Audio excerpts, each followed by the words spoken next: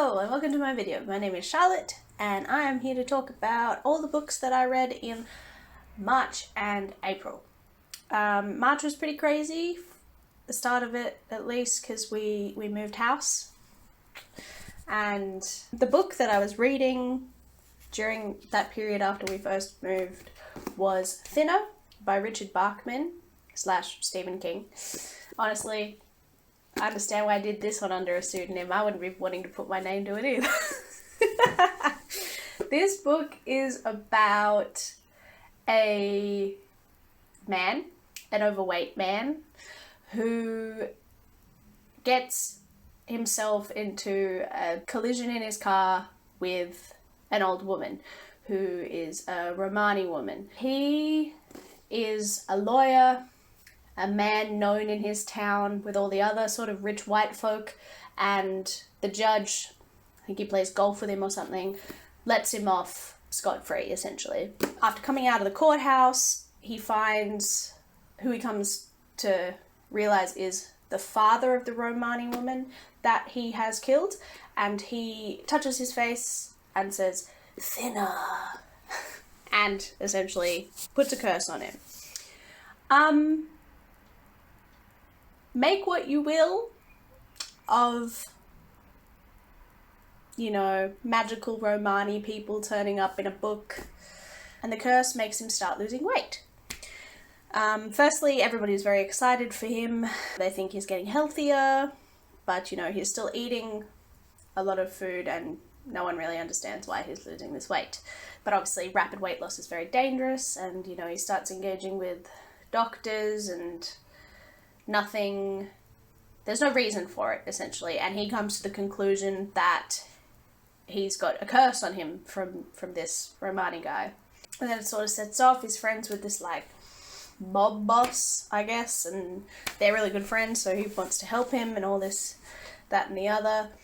It was really weird. I think it must have just sort of been very of the time, but I felt like the character of Billy, that's the guy. So Billy is a shitty character. He's like in these upper echelons of the town or whatever, and he's rich and, you know, he can get away with anything like all the other people. But they seriously, Stephen King really doesn't take it far enough. I just don't think it works when you've got this character who's sort of portrayed as kind of empathetic when he's committed this harm upon a person, taking a life, and a harm upon this community. A community that is shat upon in this book. Like, this town of, like, middle-class white folk really do not like the Romani people being in their town. Like, they call them all sorts of horrible things. And obviously Billy is in the wrong. He's killed someone. And, you know, he feels some regret, but mostly he's just really pissed off at the Romani folks and want them to change it. And I felt like he needed to be shittier, because, like, we're in his mind and he's like, "Oh, I need to fix this so I can be a father to my daughter." And I'm just sort of like, he does spiral a bit, and he does get worse, to be fair, but I just sort of, I don't really want to be sitting in the middle of this, of like, oh, who do I feel bad for? The guy who's got a curse on him and is eventually going to die, if we believe the trajectory of the book, or the people who are looked down upon for their mere existence, you know? This one really didn't work for me. There was a slur on every single page. That was impressive, because some of the pages aren't the slur that you're thinking of, but mostly, yeah, it was impressive, really. The idea is sort of supposed to be that maybe, you know, don't seek revenge. Like, it's really supposed to be like, oh, Billy's bad, but also the Romani folks are bad, so everybody should just not seek revenge. I don't know. I just found it quite odd. I kind of liked how it started off as this sort of, I don't know, weird, magical sort of horror vibe, and then weirdly turned into, like, a crime novel. Like, I feel like that would not work for anyone, but I kind of liked that aspect of it. Like, it was a little bit hard to pick what was going to happen next in a book where it seemed like it was really obvious what was going to happen next. So I appreciated that. I don't really recommend it because I feel like it just hasn't aged well. I feel like you've got to wade through a lot of crap, a lot of slurs to find the story. And the story that's there is kind of oddly paced and makes a massive change. So I don't know if the lack of consistency would actually work for other people, even though I thought it worked surprisingly well. I ended up rating it 2, and I think that's for the fact that, it was fast paced. I kind of wanted to know what was going to happen, but I didn't really like it. As you can tell. Yeah, I mean the thing about Stephen King is the stories are almost always reasonably compelling. Like, you want to know what's going to happen, and I think that's why I like Stephen King so much, that even though I can read something like this and be like, ooh, that I still want to go on to read the next book of his or whatever. Anyway, that's that. Next, in March, I read 3 Grady Hendrix books, and I did this for a video, just for fun, to read 3 Grady Hendrix books, and I had a really good time. Horrorstör is about a haunted furniture store and some of the employees of the furniture store who are tasked with figuring out what's going on one evening.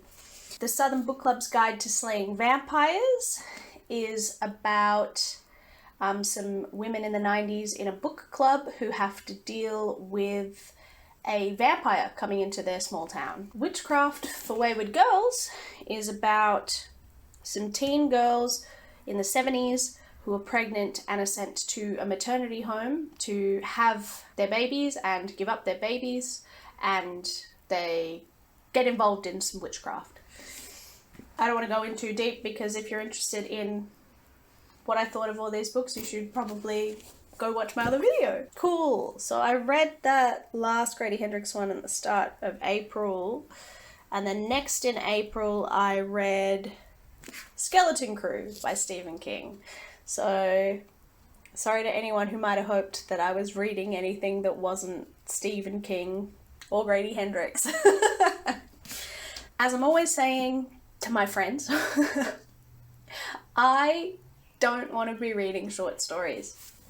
That's just me. I don't care for short stories. Honestly, I like longer novels. I want to spend more time with characters. I want to spend more time with stories. This one I'm reading because I want to read every Stephen King book. But I read it, big one, and miraculously, this was pretty good, actually. I stand by wishing I was reading novels rather than short stories, but I did really enjoy this one. This is the one that has The Mist in it, which I think is a good story, and it's the longest story, but I sort of feel like, for me, I, again, would have preferred if it was a bit longer, because there are just some choices that the characters make in the period of time that, like, are choices that are really hard to win me over with, so I need more of an emotional heft behind said choice. But it is a very good story. The other stories I really liked in here are The Monkey, which is about, like, a toy monkey that, like, does its symbols. Like, claps its symbols, and it, marks something ominous, and there are some characters who are really scared of it. That was recently made into a film called The Monkey, directed by Oz Perkins, which I really wanted to see at the cinema, but I wanted to read the story first and I ran out of time, which is annoying. So I'll have to watch that at home sometime soon. But I really liked that one. I really liked The Raft. The Raft is about this group of teens who go out to this lake that has, like, a raft on it, and they're going at a time that's not very popular for people, and they get stuck on this raft because of something in the water.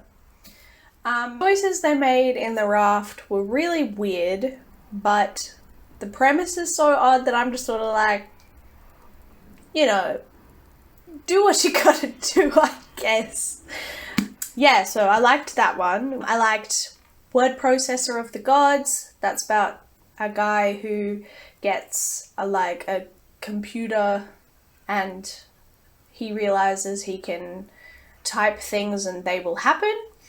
It's a silly premise, but executed in a really dark way, which I thought was really effective. I liked that one a lot. I liked Beach World. That was more of a sci-fi thing about these two astronauts that land on this planet, and one of them is really affected by the planet, and it was really odd and really interesting.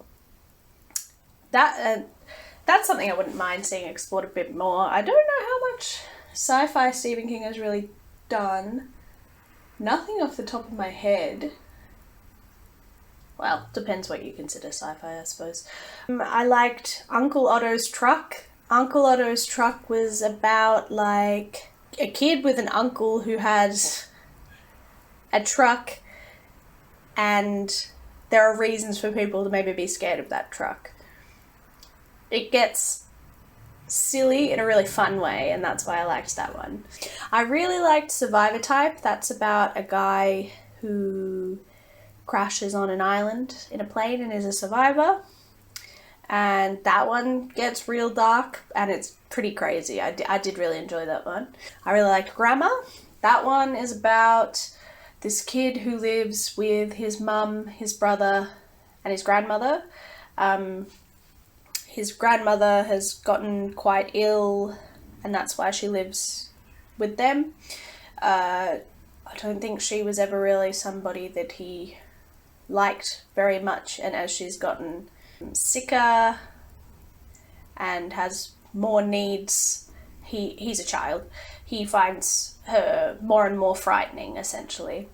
And one day his mother has to go to the hospital because his brother has broken his leg doing something, and he's a young kid, but he's asked to stay at home and do the grandmother's routine, feed her and make her tea and things like that. I really like maybe something that isn't really scary but is scary from the perspective of a child, and we're like this kid who's scared of his grandmother, and we sort of find out why he's scared of his grandmother and how it escalates. It's a really, really fun story. I think I ended up giving this 3 stars. I feel like that's pretty standard for a half decent short story collection, because not every story is going to be a winner. But yeah, I enjoyed that a decent amount. Yeah. Okay, and the last book that I read in April was Franny and Zooey by J.D. Salinger. This felt very different from what I've been reading recently. I've been reading a lot more, I don't want to say modern. I don't know. It's just, J.D. Salinger, he wrote Catcher in the Rye, which is a classic, so it feels a bit different. I was even thinking, I'm like, can you call this general fiction? Do you call classics general fiction? I don't really know. But this is about 2 siblings, Franny and Zooey. Franny is the sister, Zooey is the brother. Franny is in university. The first bit that's solely her bit is her meeting up with her boyfriend and them going to a restaurant and them chatting and her feeling progressively sicker as it goes on. And the second half is Zoe's perspective after Franny has returned while she's not really feeling very well.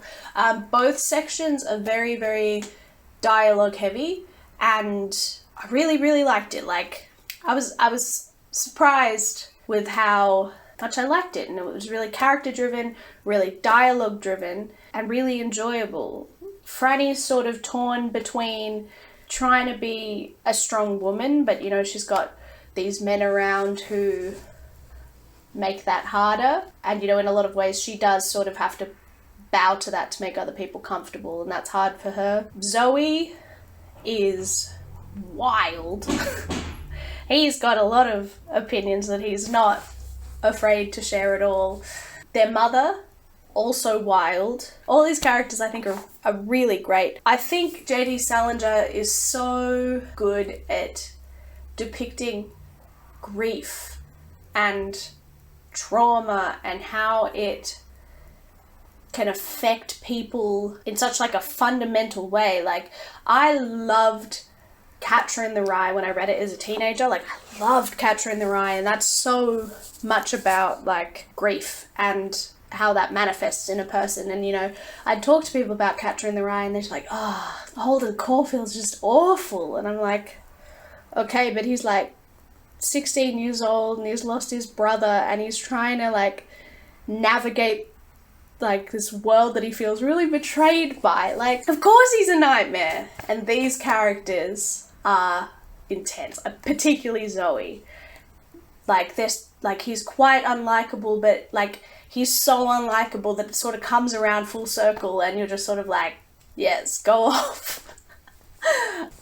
I know that this is part of a series regarding the Glass family, and I'd be interested in looking into the rest.